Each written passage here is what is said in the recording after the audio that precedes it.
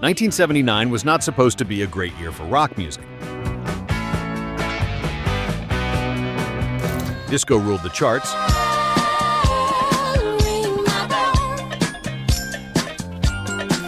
Punk was fracturing into a dozen new directions.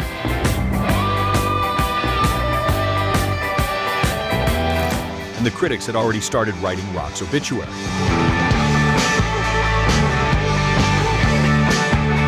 Some of the most emotionally honest songs ever recorded were born, and most of the world walked right past them.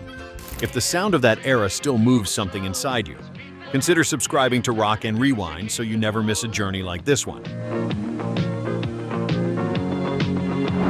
Number 10. Driver's Seat, Sniffin' the Tears. Little driving on a Saturday night. Come walk with me. Somewhere in London, in the spring of 1979, a struggling musician named Paul Roberts sat down and wrote one of the most hypnotic guitar hooks of the entire decade.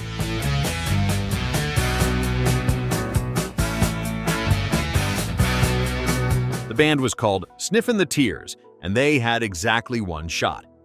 Driver's Seat floated up the British charts and crossed into American radio, reaching the top 20 in the United States before quietly vanishing.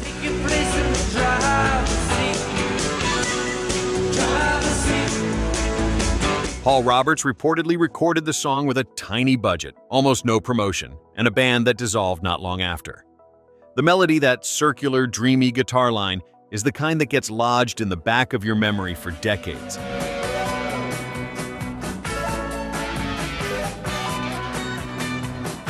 You hear 5 notes and it all comes rushing back. The song still surfaces in film soundtracks and streaming playlists today, recognized but never fully credited. A song that arrived out of nowhere, flashed once, and nearly disappeared entirely.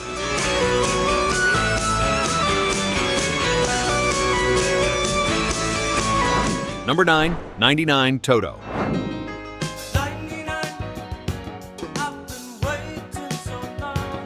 Before Toto became synonymous with Africa and Rosanna, they released a song on their 1979 album Hydra that most casual listeners have never heard.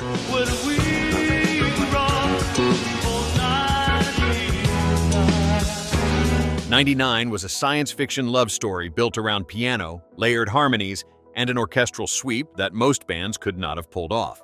It was inspired by the film THX 1138, the early George Lucas dystopia, and it carried that cold, aching longing into every note.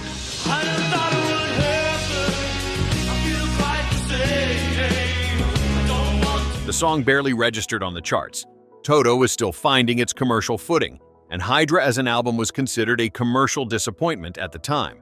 But the musicians in that band, Bobby Kimball, David Paich, Steve Lukather, were among the most technically gifted players in Los Angeles, and on 99, that talent poured into something genuinely moving. Underrated then, still underrated now.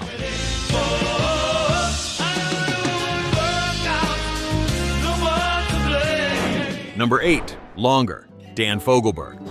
Longer than there have been fishes in the ocean. There are songs that try to describe love, and there are songs that actually feel like love, and Longer is the second kind. Dan Fogelberg wrote it for his album Phoenix, released in 1979, and it reached number 2 on the Billboard Hot 100 in early 1980.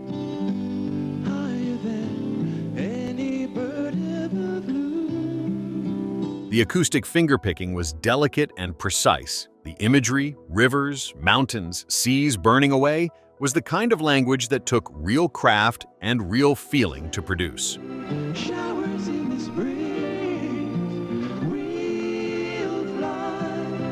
Fogelberg was never the loudest voice in any room. He was a songwriter's songwriter, the kind of artist other musicians quietly admired while radio handed the spotlight to bigger, bolder acts. But Longer had a warmth that bypassed the brain entirely and landed somewhere deeper.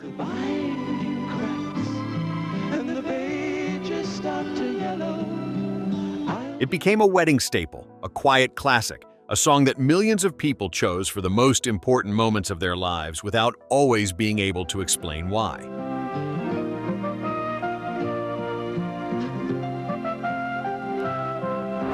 Number 7. This Is It, Kenny Loggins.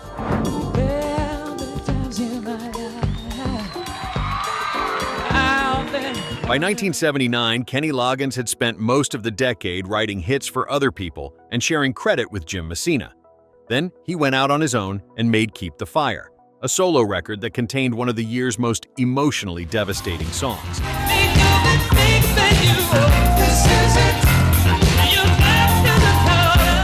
This Is It was written about his father's struggle with illness. It was a direct, unguarded plea, telling someone you love to hold on, to fight, to stay.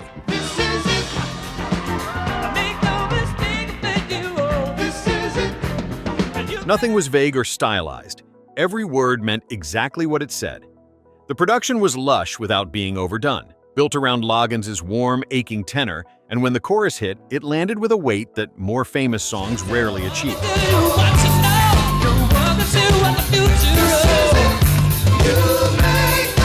It reached the top 10 and earned a Grammy nomination for Best Pop Vocal Performance. But in the rush of the era, it never got the lasting recognition it deserved.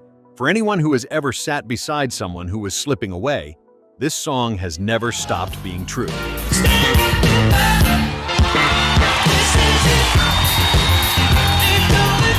Number 6. After the Love Has Gone, Earth, Wind and Fire.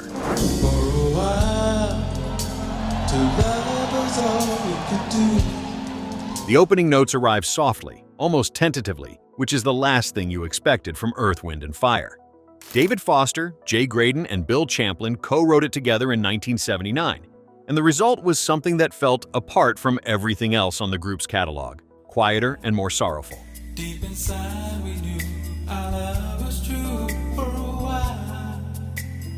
After the Love Has Gone told the story of a relationship that had once been everything and had slowly, painfully, become nothing.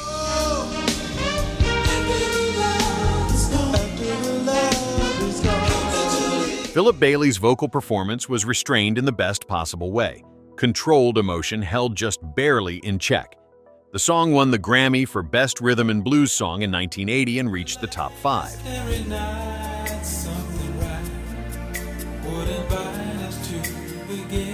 But it arrived at a moment when Earth, Wind and Fire's commercial power was already beginning to fade, and it has spent the decades since living in the shadow of September and Shining Star.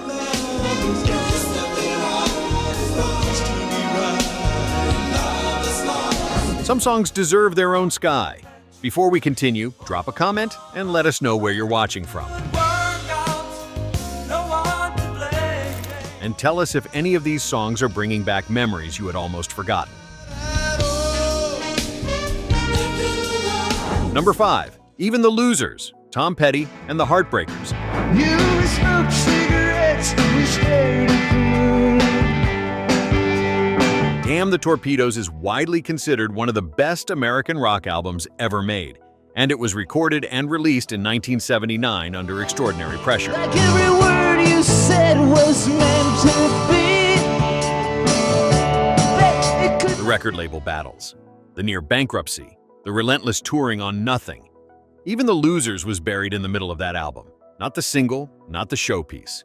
Just a quiet, aching song about ordinary people holding on to ordinary dreams.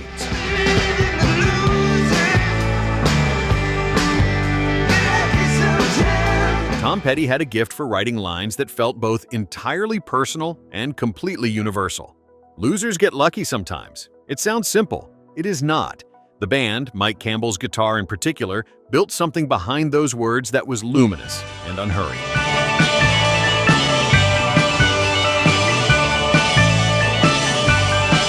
The song never charted on its own. It was just there, on that record, for anyone who took the time to find it. And the people who found it kept it close for the rest of their lives.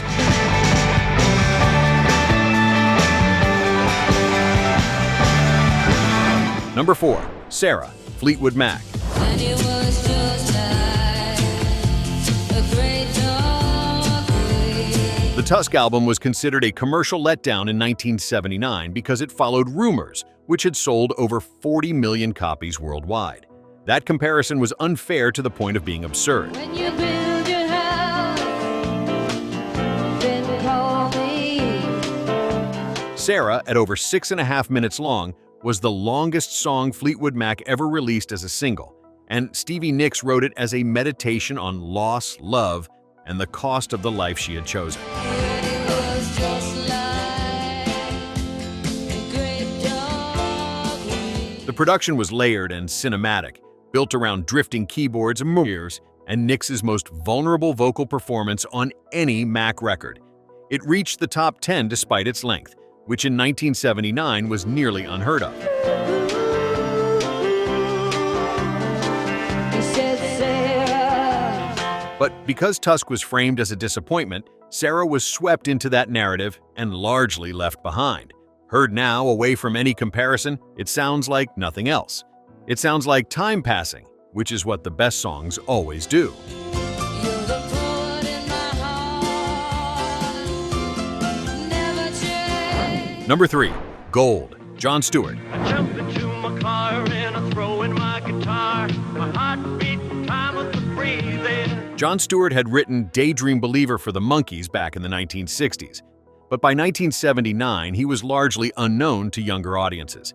Then Lindsey Buckingham and Stevie Nicks walked into the studio with him, and everything changed. Driving overhead, singing to my soul. There's people out there turning music. Gold was built around an irresistible hook, a warm electric pulse, and 3 voices that fit together as naturally as if they had been singing together for years. Buckingham produced it with the same shimmering clarity he had brought to Rumors, and Nix's harmonies in the chorus lifted the song to something close to euphoric. People out there turning music into gold. It reached the top 5 in the summer of 1979, and Stewart appeared ready to become a major solo artist. It did not happen. The follow-up albums did not connect, the moment passed, and Gold faded. But for a few months in that long summer, the song was everywhere, and for the people who remember it, it has never quite left. I'm a buddy Jim Bass, he's a working pumping gas, and he makes stupid. Number 2. Take the Long Way Home, Supertramp. So you think you're Romeo?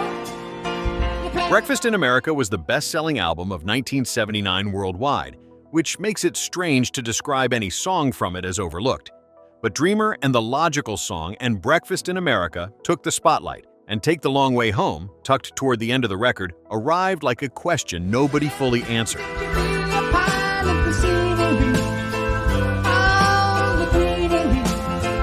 Roger Hodgson wrote it about the particular loneliness of a man who has everything he was supposed to want and still feels like a stranger in his own life. The harmonica opening, the shifting time signatures, the way the arrangement built and released, it was musical storytelling of a very high order.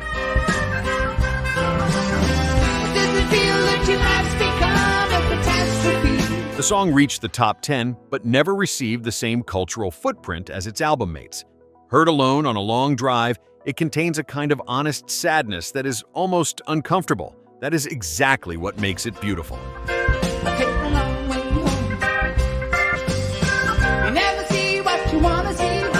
Number 1. Crazy Love, Poco. Tonight I'm gonna break away.